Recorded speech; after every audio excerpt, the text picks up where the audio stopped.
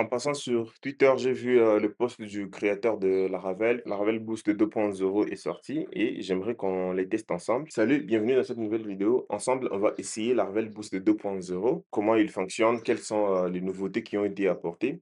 Pour ceux qui ne savent pas c'est quoi Laravel Boost, Laravel Boost vous permet juste de booster votre développement avec l'assistant IA de Laravel. Laravel Boost accélère le développement assisté par l'IA en fournissant les contextes et la structure essentielle que l'IA doit générer du code de haute qualité spécifique à Laravel en utilisant n'importe quel agent. Ici, on nous montre un peu les codes d'inertia et après, on nous dit Laravel Boost possède des outils plus puissants qui permet à l'IA de comprendre notre projet. Quels sont ces outils-là? Nous voyons l'information sur l'application. Il lit la version de PHP et Laravel, les moteurs des bases de données, les packages d'écosystème et les modèles Eloquent. Il comprend le schéma des bases de données, il inspecte et lit les schémas des bases de données, complet avec une analyse intelligente, requête des bases de données, exécute des requêtes sur votre base de données directement depuis votre assistant. Ici, nous voyons, il y a l'inspecteur d'itinéraire, inspecter et analyser les itinéraires. Les itinéraires, ce sont des routes de votre application pour une meilleure navigation. Ces commandes artisans répertorient et inspectent les commandes artisans disponibles pour un développement rationnel. Intégration de Tinker, exécute du code suggéré dans les contextes de votre application Laravel. Accès à la configuration, obtient les valeurs de configuration et les clés disponibles pour une génération de code plus propre. Recherche de documentation, requête API, documentation hébergée de Laravel affinée à vos packages installés. Suivi des erreurs, lit les journaux d'application, les erreurs de navigateur et suit les derniers problèmes rencontrés. Ici, on nous explique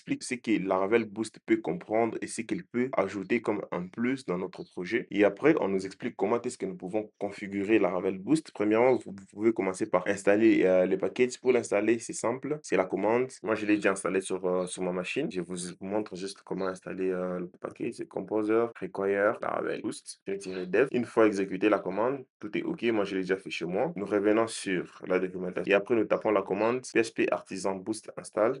Ici, on me dit qu'est-ce que je vais installer vraiment? Je vais installer les AI Guidelines, je vais installer les agents skills ou bien je vais installer les Boost MCP Server. Moi, dans mon cas, je vais tout installer. Je vais installer agent skills, je vais installer les Boost MCP Server Configuration. Je tape sur Enter. On me pose les questions. Est-ce que je vais installer Guidelines et les skills des Filaments et de Laravel Fortify? Bien sûr que oui. Nous voyons que sur Filament, il n'y a que les guidelines, mais il n'y a pas les skills. Mais sur Spotify, nous avons les guilds et les skills. Tapons sur Enter. Voudrions-nous installer les MCP de Hertz à côté des MCP serveurs de Laravel Boost? Non. Quel agent IA nous utilisons? Dans mon cas, nous allons utiliser Cloud Code. Tout est installé. Essayons un peu de voir qu'est-ce qu'il a installé. Il a ajouté 13 guidelines pour Booster, Filament, tous ces packages de Laravel et de la communauté Laravel. Il a ajouté 5 skills qui est Developing with Fortify, Flux Development, Livewire Development, Pest Testing et Tailwind Development. Essayons de voir à quoi ressemblent ces skills. Nous partons dans Cloud Code, Skills, Development with Fortify, Skills. Ici, il explique à l'IA comment est-ce que l'IA doit utiliser Laravel Fortify. Commence par Laravel Fortify, il explique les concepts, les contextes. Il dit utiliser la documentation et comment l'utiliser, les features disponibles, les setups, les two-factor authentication, les emails vérification, les password reset setup, les SPA authentication et quelles sont les meilleures pratiques qu'il faut prendre en compte. Il explique toutes ces choses ici. Et lorsque nous pouvons voir par exemple Livewire Development, nous voyons il y a les références, il y a aussi les skills. Premièrement, nous voyons dans les références, il y a JavaScript Hook. Ici, il explique à l'IA comment il peut utiliser les hooks de Livewire. Et au niveau des skills, ici, il détaille tout ce qui concerne Livewire. Nous revenons ici, c'est Livewire Development dans la description de Livewire. Donc, nous allons utiliser Livewire 4. Comment appliquer ça, la documentation, comment créer des composants, comment créer les single file components, parce que la version 4 de Livewire, il y a trois façons de créer les composants. Nous pouvons avoir les single file components, nous pouvons avoir les class components, nous pouvons avoir les multi-file components. Donc, il explique tout ça ici et il ajoute comment est-ce que nous pouvons changer, quitter de Laravel 3 vers Laravel 4, des trucs du genre comme ça. Et puis, nous voyons testing. Ici, il explique aussi les skills des PEST PHP. PEST PHP, c'est un framework qui te permet d'exécuter des tests PHP trop facilement. Et puis, ici, il y a les skills de Tailwind. Nous voyons les skills de Tailwind. Il explique comment utiliser Tailwind, comment l'IA doit utiliser plutôt Tailwind. Et après, nous pouvons descendre. Ici, nous voyons Boost.json. Ici, il a ajouté l'argent que nous allons utiliser. C'est Cloud Code. Les guidelines, ouais. Nous allons utiliser les guidelines, les MCP non, les MCP oui, les packages sont, les skills ont été générés. Il y a Filament et Fortify. Est-ce que nous allons utiliser Laravel Sales? Non. Quels sont les skills qui sont disponibles sur notre projet? Ici, il liste tous les skills qui sont disponibles. Et après, il a créé le dossier Claude.md. Ici, il explique à Claude les contextes. Donc, il explique à Claude notre application, comment notre application fonctionne, quelles sont les contraintes qu'il faut tenir en compte, l'architecture qu'il faut tenir en compte, les modèles des données, nous utilisons l'Iwire Vault, les middleware, l'authentification, les tests importants, tout ça, c'est défini dans Claude.md. Et après, il y a une nouvelle commande qui ont été ajoutées qui permet d'ajouter des skills qu'on veut. Vraiment, boost, je peux filtrer, boost. Voilà. Ici, il y a la commande add skills qui permet d'ajouter les skills à partir d'un repository GitHub. La commande d'installer, la commande démarrer les MCP, la commande pour mettre à jour. Si on revient sur la documentation, nous voyons que nous pouvons les configurer avec les différentes idées que nous avons.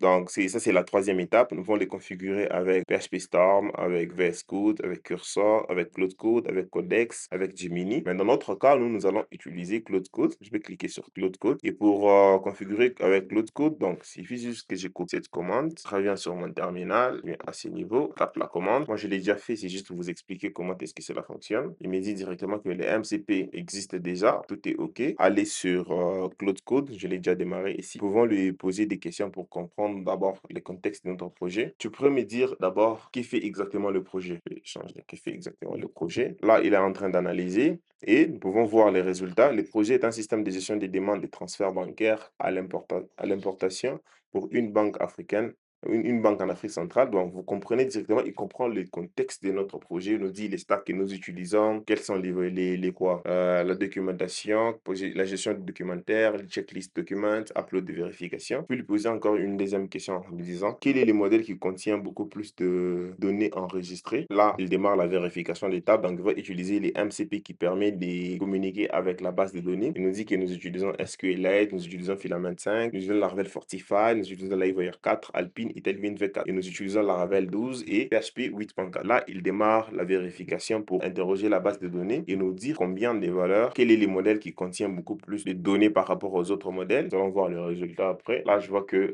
il a échoué. Je vois qu'il n'y a pas de vue parce que moi, j'ai pas créé de vue dans le truc. Là, il va il va commencer à compter les enregistrements dans chaque table pour identifier celle qui contient plus de données. On patiente un peu quelques minutes. Voilà, il vient d'exécuter pour compter dans chaque table configuration. Là, voyons qu'il a exécuté le MCP Laravel Boot Database Query et à ce niveau, il a exécuté le même MCP. Et ici, il a exécuté le même MCP. Là, il nous dit, nous venons de voir les résultats, il nous dit, d'après l'analyse des bases de données, voici les tables contenant plus de données. Top 5, Country, 240 enregistrements, City, 100 enregistrements, Document Checklist, 14 enregistrements, Activity Log, 10 enregistrements, Système Configuration, 10 enregistrements. Donc, la table Country contient de loin de plus de données de 240 enregistrements. Et après, ici, on nous demande les actions. Que souhaitez-vous faire avec ces informations de la table? Si nous voulons, par exemple, les exporter en Excel ou bien en CSV, si nous voulons créer un rapport dashboard, si nous voulons optimiser les nettoyages et simplifier la curiosité, moi, je peux cliquer sur Cap. Donc, je quitte. Ça, c'est une des premières. Nous pouvons essayer maintenant une tâche un peu beaucoup plus difficile. Nous revenons sur notre projet. Je vais fermer ça. Livewire. Avec Livewire, donc, ce projet était sur Livewire 3. Je l'ai migré sur Livewire 4, mais je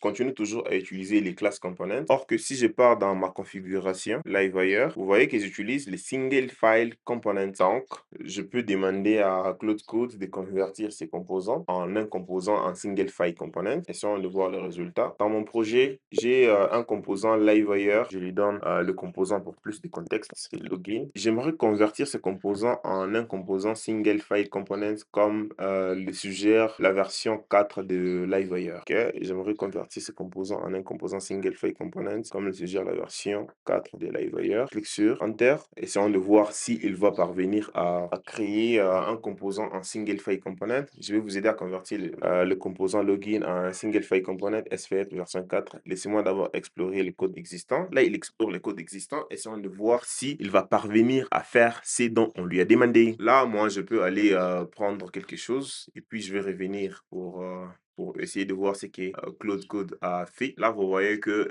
il interroge les MCP, permet de faire la recherche de la documentation. Là, il dit Single File Component, Library SFS, Inline View. Là, nous voyons que tout ce qu'il fait. Là, il vient de retrouver notre package. Nous utilisons Library 4. Là, nous voyons qu'il nous a donné un plan pour la conversion de notre composant login en un composant Single File Component et actuellement en composant classe base avec classe PHP. L'objectif, convertir en Single File Component. Selon la conversion des Library 4, la structure, il montre la structure du composant, comment est-ce qu'il sera structuré, fichier à créer, comment créer ces fichiers, assumer, étape d'implémentation, créer un nouveau single, intégrer les templates, ajuster les méthodes render, vérifier les layouts, nettoyer les anciens fichiers, vérifier les routes, test automatique, vérification visuelle, note important, et il nous pose la question, voulons-nous implémenter ça? Oui, moi je vais le faire. Je ne veux pas qu'on commence à me poser des questions. Donc, je vais yes, donc je vais accepter tout ce qu'il va faire. Je lui fais confiance. Là, comme tâche à exécuter, je vois ici, il me dit create new SFC files. And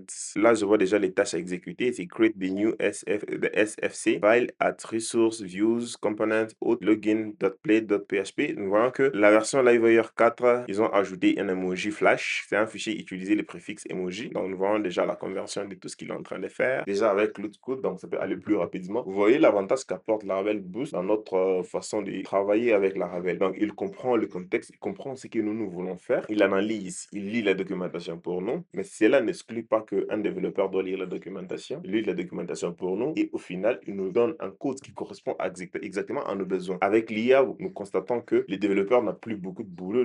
Donc, son rôle sera juste de vérifier, de guider l'IA, de vérifier exactement ce qu'il a fait, si ça correspond exactement à la demande, d'orienter l'IA. Là, nous voyons directement qu'il a changé la route get en Livewire parce que dans la version 4, on ne va plus utiliser route get, nous allons utiliser route 2.2.livewire. Nous lui donnons le chemin et les composants que nous voulons faire. Là, il essaie maintenant de lire les tests, mais je suis sûr que les tests vont échouer. Pourquoi? Parce que j'avais supprimé beaucoup de tests dans ce projet. Là, il supprime les composants Livewire parce que nous utilisons les single file components. Donc, je peux lui demander aussi, il y a d'autres composants qui sont basés en classe base component. Moi, j'aimerais les convertir en single file component partout. Donc, l'IA peut faire pour moi. C'est un peu ça tout ce que je voulais vous montrer. L'avantage qu'apporte à Laravel Boost 2.0 par rapport à la version première qui était sortie. Si vous aimez ce genre de contenu qui parle sur l'IA, veuillez vous abonner, activer la cloche notification. Si vous avez des questions, vous pouvez les mettre dans les commentaires. À la prochaine.